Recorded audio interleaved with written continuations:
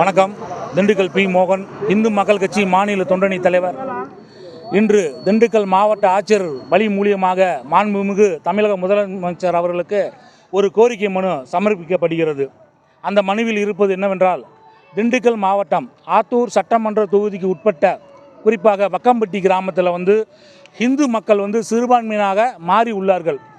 அவர்களுடைய வழிபாட்டு முறைகளும் சரி, இறுதி ஊர்வலமும் சரி, அந்த பகுதியில் உள்ள மதம் மாறி சென்ற கிறிஸ்தவர்கள் தொடர்ந்து இந்து மக்களுக்கு பல்வேறு இடையூறுகளையும் பிரச்சனைகளையும் ஏற்படுத்தி வருகிறார்கள்.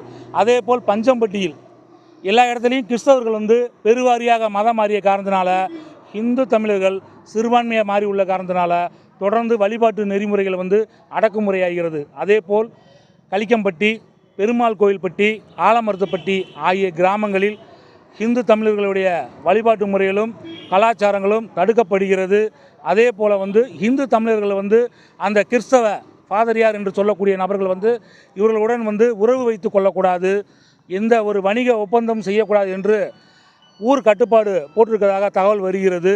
அதேபோல் திருப்பரங்குன்றம் அந்த மலை மீது கார்த்திகை தீபம் ஏற்ற வலியுறுத்தி உயர்நீதிமன்றம் உத்தரவு தெரிவித்தும் அதை தமிழக அரசு அமுல்படுத்தாது.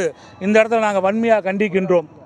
தொடர்ந்து இதே போல் இந்து விரோத செயல்களை ஆளக்கூடிய தமிழக அரசாங்கமும் மரியாதைக்குரிய மாண்புமிகு முதலமைச்சர் ஐயா மு.க. ஸ்டாலின் அவர்கள் தொடர்ந்து இந்து மக்களுக்கு பாரபட்சமாக செயல்பட்டு வராரு. இதை இந்த இடத்துல நாங்கள் வன்மையாக கண்டிக்கின்றோம். அதே போல் வருகின்ற 7ஆம் தேதி திண்டுக்கல் மாவட்டத்துக்கு முதலமைச்சர் அவர்கள் பல்வேறு நலத்திட்ட பணிகள் வழங்குவதற்கு வருகிறதாக எங்களுக்கு தகவல் தெரிகிறது.